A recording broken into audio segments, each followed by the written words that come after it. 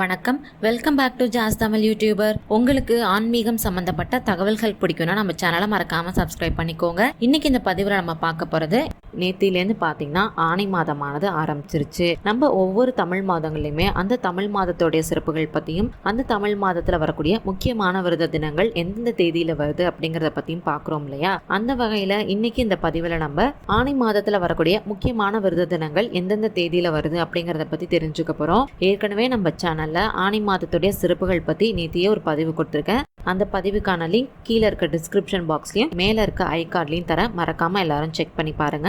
இப்போ வாங்க நம்ம வீடியோக்குள்ள போயிடலாம். ஆணி மாதத்தை பாத்தீங்கன்னா மிதுன மாதம் அப்படின்னு சொல்லுவாங்க. அதாவது வெயில் குறைஞ்சு வசந்த காலம் தொடங்கக்கூடிய காலம் தான் இந்த ஆணி மாதம். கடவுளுக்கு இந்த ஆணி மாதம் முழுவதுமே பாத்தீங்கன்னா மாலை நேரம் அப்படின்னு சொல்லப்படுது. ஏன் அப்படின்னு பாத்தீங்கன்னா மாலை நேரம் அப்படின்னா பொதுவா நம்மள நிறைய பேர் ரொம்பவே சந்தோஷமா தான் இருப்போம். அதே மாதிரிதான் கடவுளுக்கும் இந்த மாதம் ரொம்பவே சந்தோஷம் நிறைஞ்ச மாதமா சொல்லப்பட்டிருக்கு.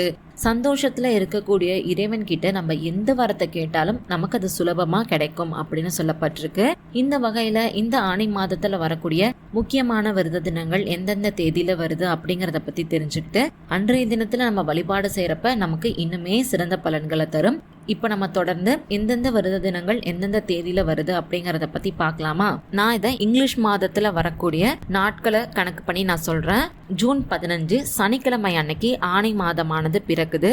அன்றைய தினம் பாத்தீங்கன்னா மிதுன சங்கராந்தி, சபரிமலை நடை திறப்பும் கூட. அடுத்தது 18 ஜூன் செவ்வாய்க்கிழமை அன்னைக்கு வளர்பிறை ஏகாதசி. 19 ஜூன் புதன்கிழமை அன்னைக்கு வளர்பிறை பிரதோஷம்.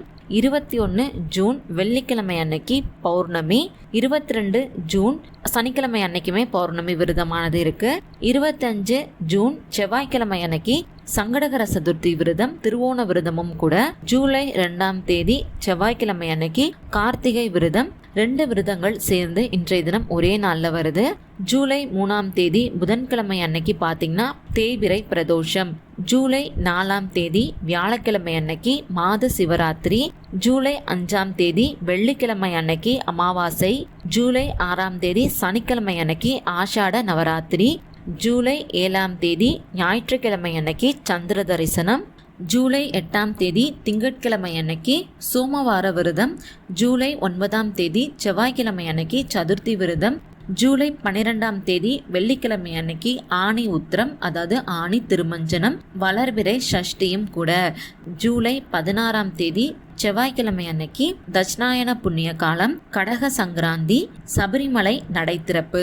இன்னைக்கு இந்த பதிவுல நம்ம ஆணி மாதத்துல வரக்கூடிய முக்கியமான விரத தினங்கள் எந்தெந்த தேதியில வருது அப்படிங்கறத பத்தி தெரிஞ்சுக்கிட்டோம்.